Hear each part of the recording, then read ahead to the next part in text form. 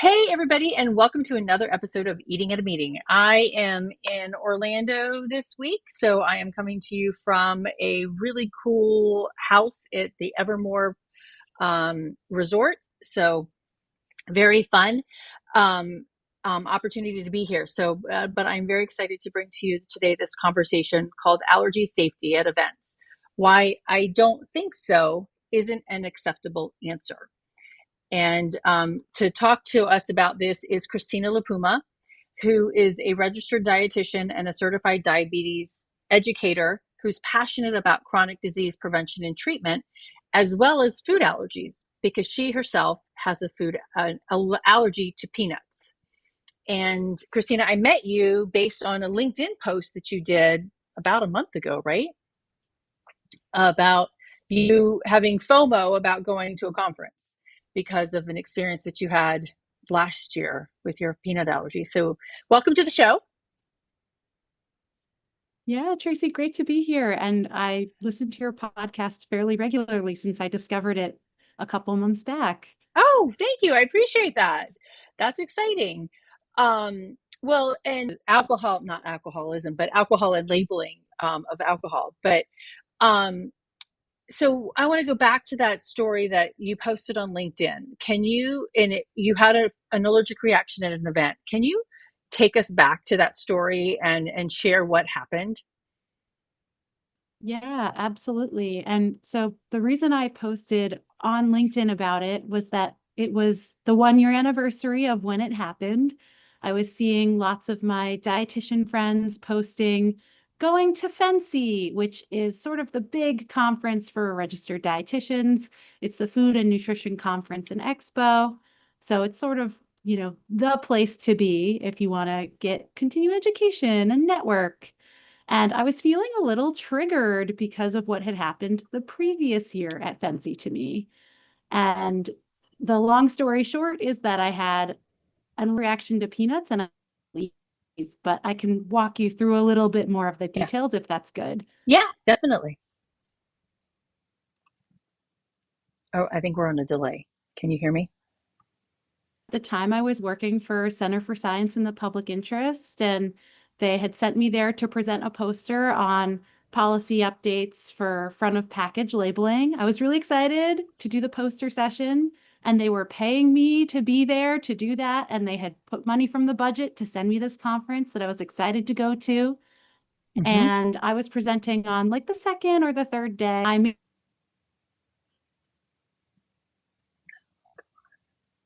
educational sessions in the morning, and then I have about 10 minutes.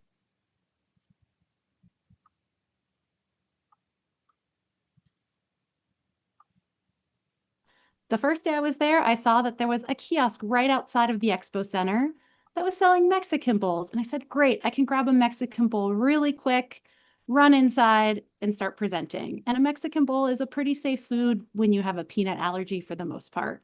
So I Hmm. felt pretty good about it. But the second day that I was there, the day of the poster presentation, the Mexican bowl had changed to a curry bowl. So I didn't realize it was a rotating kiosk, having never been to this convention center before in Minneapolis. And I said, okay, it says curry bowl. Let me go up there and see what type of curry bowl, because bowl is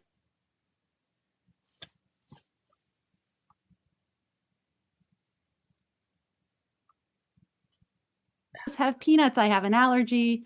And the first guy is like, I don't know. I don't think so. But he said, let me ask this other guy, right? The other man working there. So he goes up to his coworker, and his coworker says, no, I'm pretty sure it doesn't have peanuts. And I said, great. And again, I really wanted to eat this because it was either eat this bowl or don't eat lunch. And I get pretty cranky when I don't get to eat lunch. Not my best self, probably wouldn't give the best presentation. And okay, I got, you know,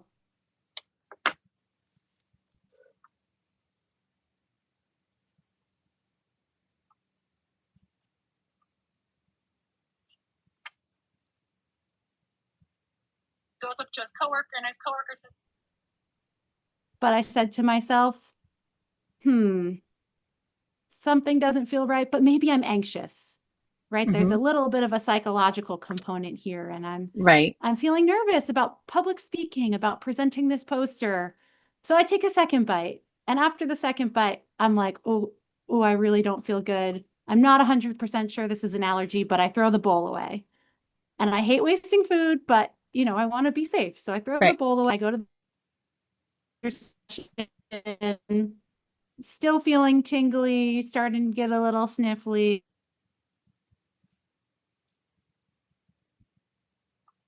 They flew me all the way out to Minneapolis to present the poster. I'm networking with people and I'm getting more and more uncomfortable. And about 30 minutes in, I call it quits and I say, I need to get out of here. I need to go home. I need to take care of this.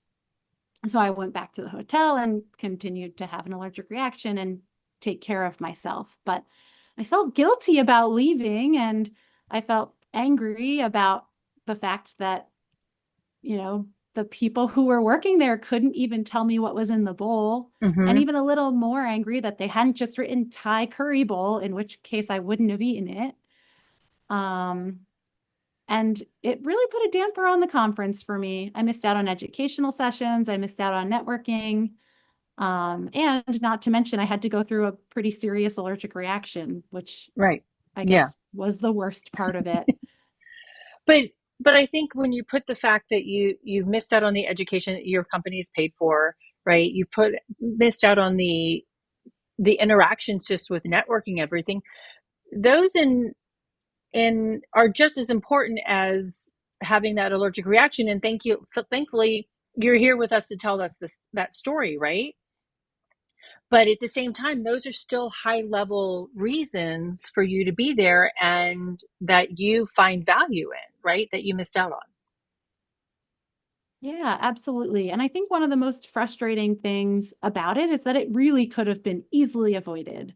So I met with, someone who was high up in catering the next day. I went to like straight to the info desk on the last day of that conference and I said, I need to speak to someone in catering. I waited. And again, I was losing time out of my precious day, but it did feel important. So I waited and eventually someone came out from wherever catering is Mm-hmm. housed and she said, what can I help you with? And I told her, this is what happened to me. And these were the kinds of answers I got. And this woman from the catering company said, the employees could have radioed downstairs and in seconds gotten a clear answer. And they didn't do that. And they weren't properly trained. But at the same time, they also could have labeled this. Right. And, she offered me Mm-hmm. a free meal. And I said, that's the last thing that I want right now from your catering company. Like, I'm not eating anything here ever again. Yeah. I mean, so now they just lost somebody going to that convention. Maybe you're somebody that books the business there as well. You're never going to book there, right? You're never going to come back. Yeah. Yeah. And I did start to think about this on like a higher level. Again, as Mm-hmm. someone who's in the allergy advocacy world, Mm-hmm. and, I think that this could even go a higher level up. So I'm just one person, but the Academy of Nutrition and Dietetics, who puts on this conference, they're full of dietitians who know about food allergies. They could make the choice and say, wow, this catering company or this convention center, we've had, if they hear they've had problems or, Mm-hmm. in the future, they could not book with that catering company or, any convention center that doesn't put on labels or have a good allergy policy in place. Mm-hmm. So it did really get me thinking about ways that, you know, we could put pressure on companies to Right. do better for allergy labeling and protect people who are going to their conferences and events to try to accomplish their professional goal. Yeah, exactly. And it's I mean, you're a registered dietitian, you're a diabetes educator, right? But, in your because you used to work for the public for CSPI, make sure I say it right. I mean, how do those roles in what you did in that advocacy role and then your role as a person with food allergies, how do you see those meshing together? I mean, because food allergies are not required by law.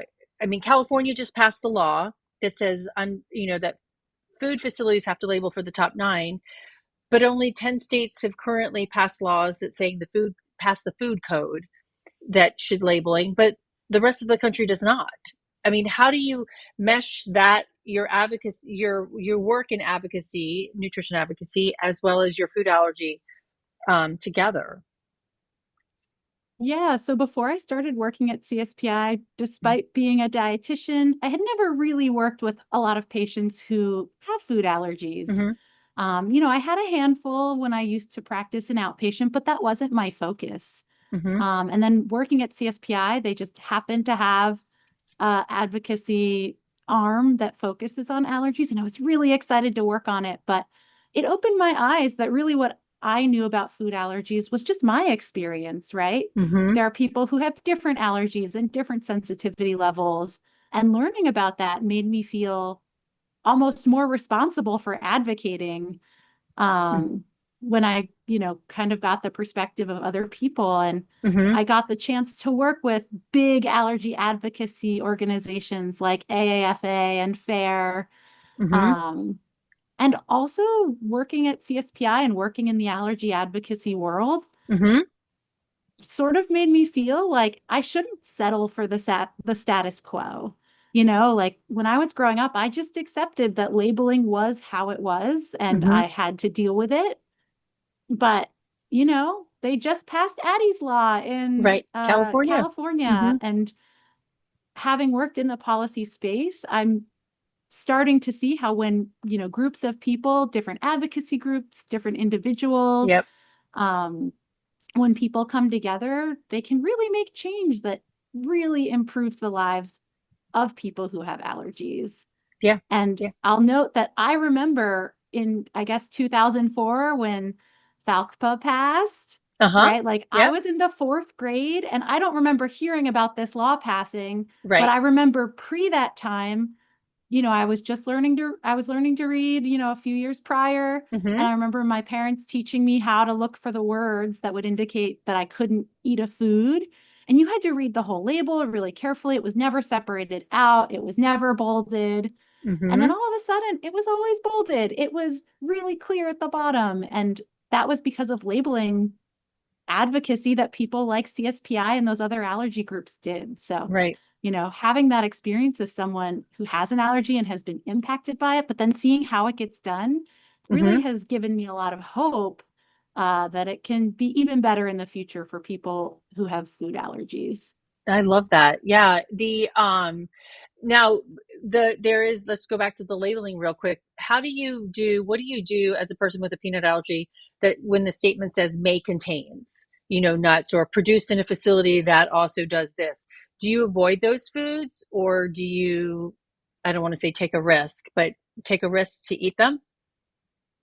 Yeah, so I will say the decision to eat or not eat that is very personalized, but Mm-hmm. there is a push right now on both the international level and in the US to start standardizing those statements. Mm-hmm. So, for example, in Canada, they recommend just using may contain, not may contain traces or manufactured on Mm-hmm. equipment. There's a push. Consumers want more standardized language. They want to know what those statements mean. And right now, legally, they don't have a definition, although, Mm-hmm. manufacturers in good faith, I mean, they don't want to give allergic reactions to their Right. consumers. That's not Exactly. good for business.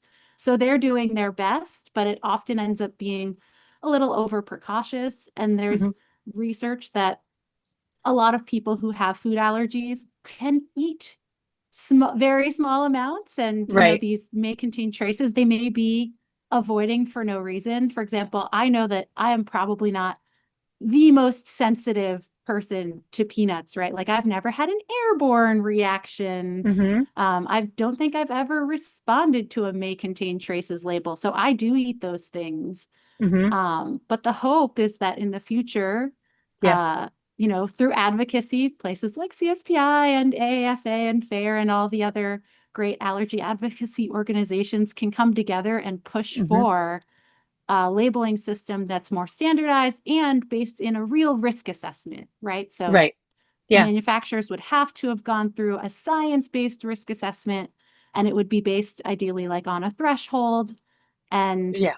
people Yep. would then be able to make decisions based on their information that they get from their allergist, right? So now they have great testing. People can go in and do an oral food challenge and find Right. out, like, am I responding to 1/1000th of a peanut? Or can I maybe eat a quarter of a peanut? And then people can make Yeah. decisions in conjunction with their care team. So I'm really pleased to see Yeah. on the international level, this is something that people are working on. But yeah, at the end of the day, it is very personalized. So I personally Right. tend to Yeah. just ignore those labels, but I know some people can't and they don't Right. have that luxury. Well, and food allergies are very personal in general, right? Because I mean, you're allergic to peanuts and I'm not. So that and but it is also not your identity. You're a person who is a registered dietitian and diabetic who happens to have a peanut allergy and you have to eat this way, but you also can't just like you can change your career and go be a masseuse, right? But you can't change that peanut allergy, right? So it's and I love the fact that the advocating for it and bringing attention to it is really important to you based on what you've grown up and seen and I do love the fact that I mean there are laws that are changing, and people are seeing that. Yeah.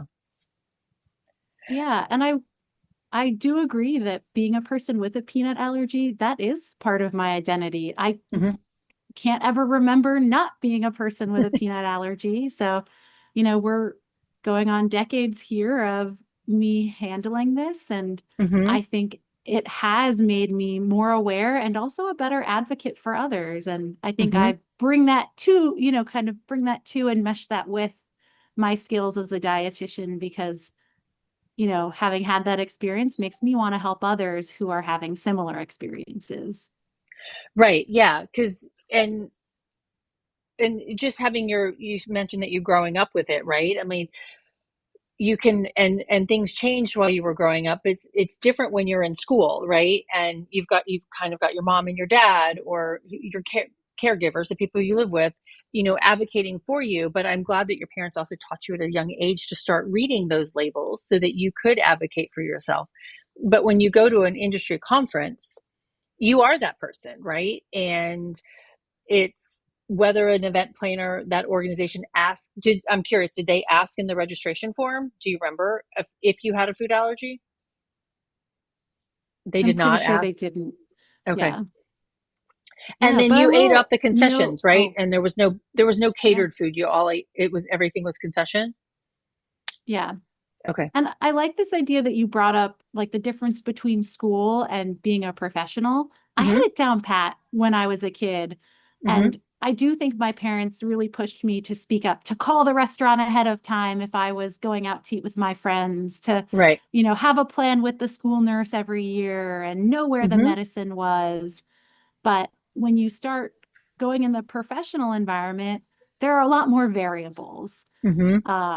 So you mentioned sort of, did they have a form to report your allergies? This conference that I had this issue at didn't, but I recently went to another conference that was to keep up my credential as a Right. diabetes educator. Mhm. And they did have a, do you have any dietary restrictions? And I wrote peanuts in big letters, allergic to peanuts. But then when I went to that conference, they didn't do anything about it. I had to spend large amounts of time at the Mhm. conference chasing down the catering staff saying, does any, because, it was a buffet style. They had Right. lunch, they had dinner, and then I think the second day they had breakfast. So each time there was a meal, I had to chase them down. I had to say, okay, does any of this have peanuts? They had to go to the back. They had to Mhm. ask. And I spent a lot of time standing next to the catering. And I am very, very upset because I didn't get a cookie at snack time because there was no one to ask. And I was Mhm. very hungry and did not get my cookie. um no. Sorry. Um the 100%, and I've been in that same situation. I recently snapped a photo of myself waiting at the buffet for somebody to check on whether the eggs contain dairy and the pork or the sausage contain gluten, right? And I snapped a picture. Everybody else is sitting down, right, and eating their meal, and I'm still standing there 5-10 minutes later, waiting for somebody to come back and to answer me.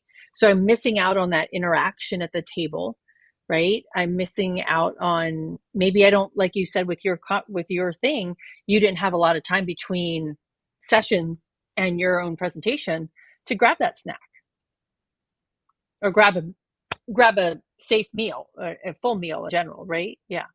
So what in your conversation with the woman at the convention center and in your experience as a dietitian, what would you like to see done, or how would you like to see it proceed in the industry? Yeah. So thinking specifically for conferences, I think it's going to depend on size. Hmm.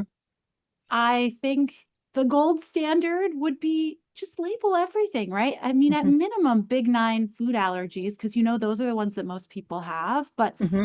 if you could even better label all of the ingredients on the buffet line, or at least have a way, a QR code to look them up, Hmm. that would be really great. I know that that takes more time and can be more Hmm. expensive. Having planned planned a convening myself, I asked the catering, can we get all of the ingredients on it? And they said that will be an extra $1,000, Oh, wow. which I thought was kind of crazy. But, I see that that requires a little extra effort and is Hmm. not always feasible. At minimum, labeling the big nine really clearly, and then Hmm. having someone available, right? Like when they're serving that meal, someone should be near the buffet line because people might have questions. Right. Um, and then the other thing that they could do, if it's a smaller conference, asking ahead of time and saying, "Hey, do you have any food allergies?" And then, the catering is set before the conference for sure, right? Like the Hmm. caterer should be able to tell the event organizer, okay, this dish at this meal is going to have peanuts, Hmm. you know, and I could say to the event organizer, hey, I have a peanut allergy when they send me that form. And Hmm. they could reply back, none of the food is going to have peanuts, or there is one dish that's planned to have peanuts. It'll be this day, it'll be this dish. Right. So I can be prepared. Yeah. And similarly, with people who have different food allergies, again, that would probably only work for a smaller conference, but Right. it doesn't seem totally infeasible. It's not like they're deciding what to make the day of. Very true. Very true. Yeah. Yeah. And some, the menus, and if it's some events, you have a standard menu that you're ordering from. And unfortunately, typically those aren't labeled already. So when a meeting planner is trying to choose them, it makes it very hard. But again, you're trying to plan those menus. You're right. It's not like you're at home and deciding, okay, what am I going to eat for dinner tonight? Right. If you're planning a conference for as many people as that are at the Dietetic Association conference, you got to think through that way in advance. What would you um, what advice would you give to people who are planning events, being a person with food allergies? What kind of information? I mean, you kind of just outlined some of that, but because sometimes, and I was having this conversation this morning actually, you don't want to be the burden. You don't want to be a burden because you're saying, hey, I have a food allergy. But how can planners, balance it out of helping you not be a burden, feel like a burden? And in my opinion, you're not, but also providing that communication and, to make you feel comfortable and included in that event. And the same time, helping them do their job, not adding taking on your stress, which they should be taking on your stress in one respect, in some respect, not the stress, but the concern, right? Theoretically, all conference organizers want their attendees to be safe. Right. Uh, right? They don't want anyone leaving their conference with a horrible allergic reaction or, someone who is supposed to be presenting something not be able to present. Mm-hmm. So I think it makes the most sense. And, the best course of action is to really be proactive. Again, if you can, having a interest form and saying, do you have any allergies? Trying to work with people ahead of time, Mm-hmm. possibly sending out the menu ahead of time could be helpful because then I could ask questions. Right. I think as much that can happen before the conference is going to be helpful because again, the day of conference, I don't want to worry about this. I have to because I'm a person with a peanut allergy, but I would prefer to be networking and making connections and learning and presenting and focusing my energy there. So if anything can happen beforehand, that makes my experience far more seamless. Yeah. Um, on Oh, top and of the labeling. We love the right, labeling. the labeling, yeah. My question just escaped my brain. Um, Dang it. I'll think of it in a second. But I know what it was. Would you prefer it to say contains nuts or nut free or both? You know, I don't think it matters, but Hmm. what I do think matters is that it's clear which one is happening, right? Like Okay. it needs to be consistent. So I Hmm. wouldn't want to see one thing say contains dairy and one thing say nut free. And then I'm like, okay, well, as if it's not labeled, what does that mean? Right. Hmm. So I think the most important thing is for it to be consistent. And that could be another thing ahead of time. You know, if the Hmm. conference organizer says, we're doing our best to accommodate allergies. If it has one of the big nine, it will say contains. Or if it Hmm. does not have your allergy, it will say does not contain. I think contains, now that I'm thinking about it, contains might be my preference. And then the assumption is the ones that don't say anything Hmm. Yeah. uh, don't contain it. But again, I do think consistency is the most important and communication of which system are we using. Right. Yeah. Yeah, 100%. I'm like all these different scenarios that I've personally experienced on the lack of consistency, right? Like, and I was talking to a server the other day. I'm like, what does the N mean on there? Well, the N means that, and I think he said it's nut free, but then on another sign that was underneath a banana nut muffin, there was still an N on there. And I said, Yeah. so, and he said, if it says, if it contains nuts, then I'm going to say it contains nuts. And I'm like, but that sign does goes opposite of what you just said. So I think the and basically with the two servers that you worked with too, the training of it, right? Like they're the ones that are, the chefs in the back, right? But and they're the ones talking to you as the attendee. So making sure that they understand the system as well. Yeah. And I was thinking about that too as we were having this conversation about what does each thing mean? The people who are on site, if whether they're serving or they're just bringing in the chafing dishes, they should be prepared to answer these questions, Mm-hmm. or they should be able to very quickly get the answer to the questions. But Mm-hmm. when you get sort of that wishy-washy, oh, I think it's this. I Right. mean, getting an answer like that could mean the difference between me having a reaction or not having a reaction. Mm-hmm. And now that I've been burned by that, it more likely means that I'm going to either eat or I'm going to not eat. Mm-hmm. And not eating at a conference, I'm not going to die from not eating, but it's really unpleasant. I don't know if you've been through this Yes. scenario where you're like, I don't feel comfortable eating. Mm-hmm. I'll just not eat anything. And you get, to 3 p.m. and You're all you want hangry. to do is run out of there because yeah, you're not like thinking through problems and Mm-hmm. being your best work self. You're all you can think about is food and how you need a snack and how you're angry you didn't get a snack, Right. which is what happened to me with that cookie when I was at that conference, and I won't let it go because I was trying to network and I was cranky, and Right. it showed, and I feel Mm-hmm. bad for the people that I was, short with, but I was in a bad mood, and then I got some food and I did much better. Right. Yeah. Well, and that brings up that, the conversation of inclusion you know, and I was talking about, I don't know if you've noticed if you've been to a DoubleTree hotel recently, but I think it's been 2 years ago or maybe even 3 years. DoubleTree partnered with a company called Partake Cookies, which is a top 14 free cookie company or cookie company. We'll just start with that. And so now DoubleTree has signs on their registration desk. Hey, if you are vegan or you have a food allergy, you can still partake in our cookie by having a partake cookie. Because they give out those chocolate chip cookies, so that is a solution. Like even just go buy the prepackaged partake cookies, right? And or other what other kind of cookie that you choose to do, but you felt excluded in that experience with the cookies and the desserts.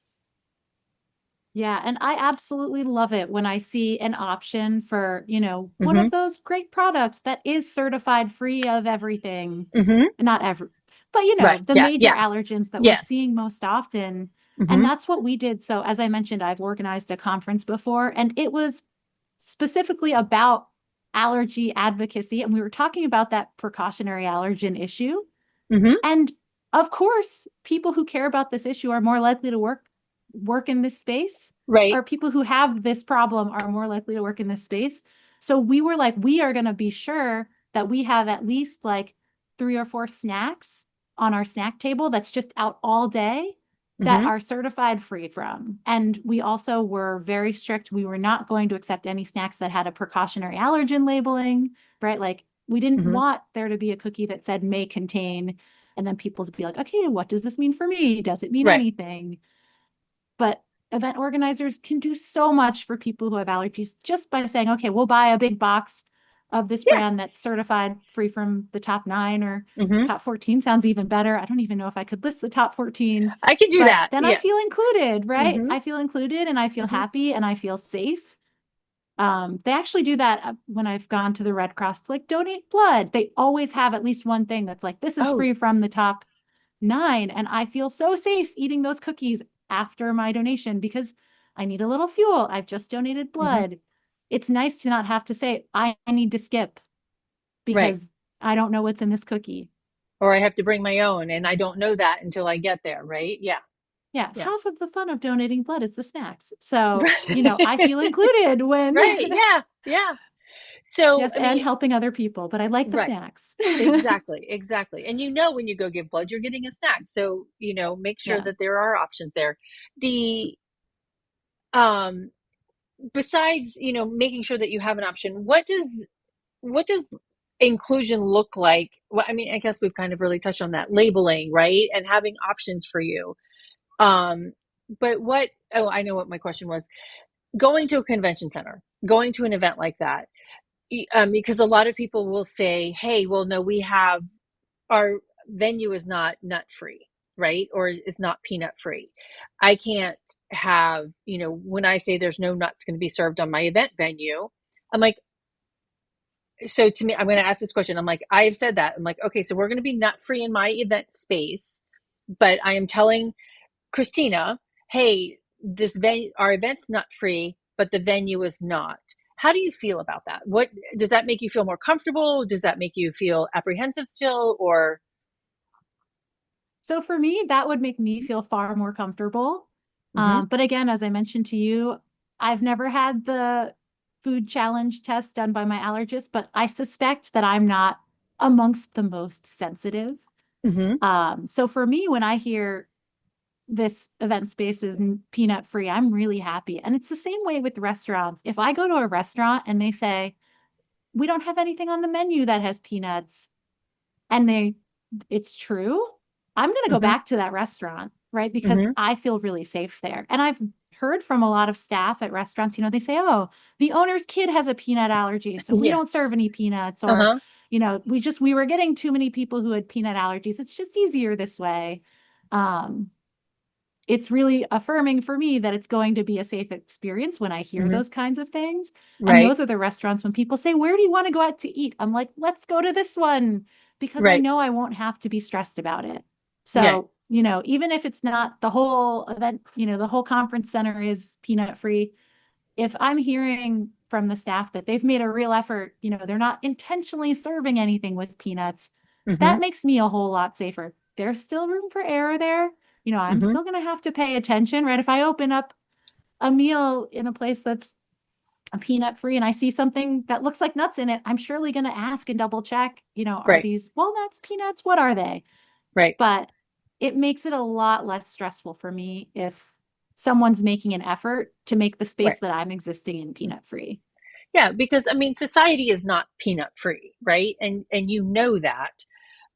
But when we make those efforts to provide that kind of experience, it elevates your experience, and it's not impacting me, right, for 3 days or on an airline flight, which some people get mad about that. But, it's an hour, or 4 hours or whatever it is. I mean, you can live without peanuts, right? But yeah, I like to say when you plan for the minority, you can feed the majority, right? So if I'm eliminating peanuts, for Christina or, 5 other people at my conference, then nobody's going to notice it for 4 days. right? Yeah, nobody's going to be mad that you didn't serve Right. peanuts, but Yeah. somebody who Mhm. has an allergy will feel uncomfortable. And you're always, I can't imagine throwing an event where you don't at least have a couple of food allergies. Like, Right. I think the rates are like around 1 in 10 adults or Hmm. It something is. close It's to one in that. 10 So adults. Yep. yeah, the chances are just they're extremely high. You're going to have Right. one, if not multiple people at an event of any size. And it could be, Right. like probably hundreds of people at Fancy had food allergies and they were Hmm. all just walking around trying to do their best. And I Yeah. happened to be, I don't know, I might not have been the only one who had a problem, but I'm the only Yeah. one who I know of that made a LinkedIn post about it. So, Well, and there's years ago, I posted something about teaching a class on food allergies and dietary restrictions and including celiac and a person, an event planner who worked for an association that was a wheat manufacturing somehow. I don't know. She's like, well, you don't tell me what I can and can't serve at events. I'm like, I'm not telling, or she's like, or no, actually, sorry, that was wrong. She got mad that I was talking about celiac and that wheat was bad. I'm like, I'm not saying wheat is bad or peanuts are bad. I'm saying that you have people at your events that can't eat those foods. So providing an accommodation for them or an option for them to fully participate is what my goal is, right? It's not to say, hey, we have to like go put pesticides on all the peanuts and get rid of peanuts for the rest of our lives, right? We're never having peanuts. That's not my goal, right? And that's not your goal either, right? It's like, I mean, I guess maybe for you, because peanuts were eliminated completely, you would be fine. But at the same time, we know that's not a reality either, yeah. right? And I don't want people to stop eating peanuts. I just want to stop feeling like I am in danger because peanuts are not labeled or Mm-hmm. poorly labeled or the staff doesn't know, right? Like someone could be next to me eating a peanut butter jelly sandwich. I'm not going to tell them to stop. Now, some people Mm-hmm. have to if they have that airborne component, Mm-hmm. but peanuts can be a healthy food, right? And Mm-hmm. it's a lower cost food, great lunch item, like lunch option on a budget. I Mm-hmm. see the nutritious value the same way that, I see the nutritious value of whole grains, but Right. peanuts for a person with a peanut allergy are objectively bad for them, Right. whereas they're probably good for the rest of society. Yeah. And same thing with wheat. For me, wheat is a great thing, whole grains Mm-hmm. whole wheat pasta, healthy things. But for someone with celiac, that will make them really sick. Right. So Mm-hmm. yeah, I Yeah. like that idea of like, I'm not trying to take it away from everyone, but I am just trying to make it safer for people who Right. really, really will suffer if they accidentally consume these things. And Right. yeah, I wish more people understood that. Yeah. Yeah, we're not saying, hey, like Yeah. just for me, right? Or just for the handful of people that are here. But and there was actually a story from last summer. I went to an event and a woman sat in my education session. I think I've told the story. I don't know if I've told it on the podcast or not, but she has an anaphylaxis to hazelnuts. And she can't touch, even if like you're touching hazelnuts, she could not shake your hand, right? And it did not get communicated down. And there were some brownies, and thankfully this was on the last day. There were some brownies and they had clearly had nuts in them. And she asked the server, are those walnuts or what kind of nuts are those? And they're like, oh no, those are just walnuts. And the chef, I don't know if it was the pastry chef or the executive chef, was behind that person and said, no, those are hazelnuts in there. And she's like, thank you so much for saving my life. But then she was, and I know this because she emailed me after the fact and told me what happened, but she was now worried about shaking people's hands because you don't eat brownies with a fork, right? You eat brownies, it's in a napkin and you're eating it with your fingers. So all those people are not going and washing their hands after they eat that brownie, right? And so it heightened her stress levels to be in that environment, and also made her mad because what happened with the message that she provided the organizers. Yeah, and I do feel the same way. So they Mm-hmm. actually found out I was allergic to peanuts on a flight because my Oh dad wow. ate the peanuts and then he said he touched my neck. And my brother and sister also had peanut tree nut allergies, so they knew this was a possibility. They weren't going to feed me any peanuts. And Uh-huh. back then the advice was to wait, so I had never I mean, ideally had not really eaten peanuts before then, but I broke out into like a huge rash. And they said, Oh, oh, I wow. think this one has a peanut allergy too. But I have that sensitivity to touch. Hmm. And I was very grateful. So, one thing that I think was good that came out of COVID, some people are still like, let's do away with the handshake, right? Hmm. I don't feel super comfortable touching people I don't know, right? And that's because I don't know what they've eaten. So I do like it when there's an option to say, hey, I'd prefer not to, not to do a Right. handshake, but like, can we do an elbow bump? Right. Yeah.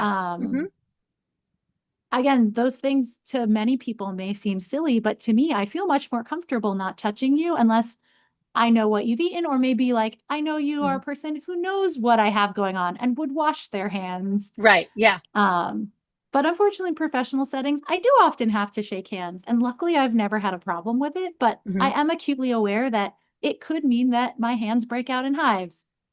Hmm. Would that be the end of the world? No, but I shouldn't have to go through that. I don't want to go through that. It would be uncomfortable and it Hmm. would ruin my day. Well, and those So, hives could turn into something else in the long run, right? I mean, there's an event planner I met who shook a food mong or fishmonger's hand, and she's allergic to shellfish, and the hives went straight up her arm and had to leave the event. And so, yeah, you never know. yeah, I've never had one that was that severe, but again, Okay. I have broken out into hives from touching. And Hmm. that was something that happened to me too at school. Like kids, there was a kid who was kind of a bully and he was brushing the crumbs of his peanut crackers on my desk. And I said, stop doing that. I'm allergic to peanuts. And then I broke out, like my arms were breaking out into hives because one of the crumbs must have hit me. And, you Hmm. know, he thought, oh, I'm just having a good time teasing this girl. And Right. I had to go to the nurse. I had to go home. It ruined my day. So yeah, the touch thing is tricky, but Hmm. I am grateful. I know some people have it much worse, but I think I probably would just get hives, Yeah. hopefully. But yeah, Hopefully. it's just Yeah. something Cross to your think fingers. about Yeah. and Yeah. another thing to just try to accommodate. And I don't know, maybe putting out I don't know if a wet wipe would help. Yeah. I don't think wet wipes work Yeah. in that Yeah, context, right?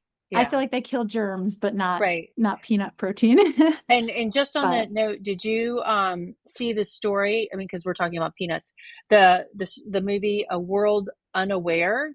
It earned an Oscar consideration, bringing food allergy awareness to the spotlight. It's the kid.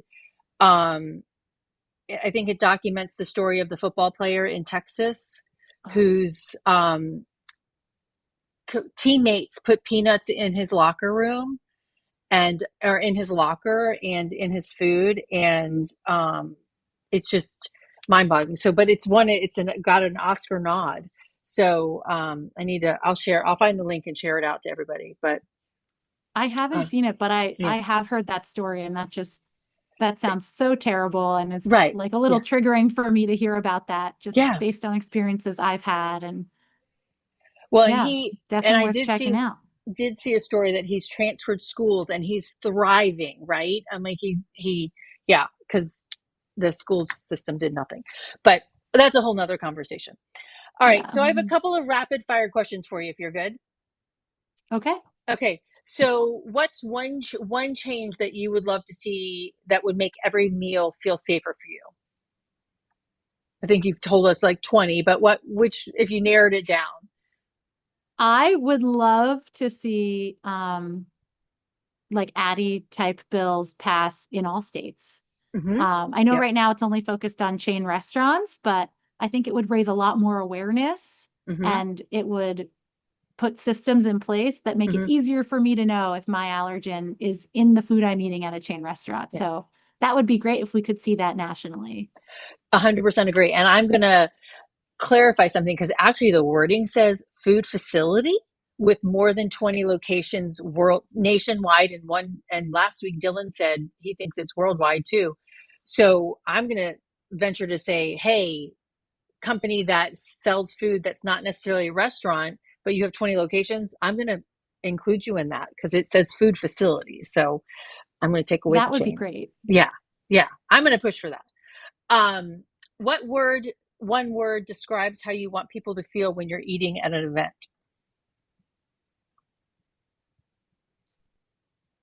how I want other people to feel about me. How you want people to feel when eating at an event. Just how do you want people to Oh, feel? Yeah. okay. Yeah. Sorry. I think included, Okay. Yeah. Yeah. Because you don't want anybody to have to walk away from the table. Yeah. and everybody should get a meal. Hmm. Agree. Agree. And it shouldn't be, a plate of lettuce. Um, yeah. What is with a nut allergy? There's a lot of snacks out there. And when you're traveling, do you have a go-to safe snack that you eat? And a lot of those, a lot of the snacks have nuts in them. So what is your go-to snack while you're traveling? I try to bring my own snacks when I'm traveling as much Hmm. as possible. I don't want to ever be in a situation where, I go to an airport and there's something with a questionable Hmm. label and I eat it and I have my first may contains reaction while I'm on a plane. So I try as much as possible when I'm traveling to bring my own food, stuff Okay. that I know is going to work for me. Yep. Um, yeah, that's Okay. my go-to. All right. Awesome. And then finally, finish this sentence. Every meal should. Be safe. Okay. All right. Well, Christina, I so appreciate you sharing your story. It's hard to, it's hard to share your story and be vulnerable. And I'm glad that you did.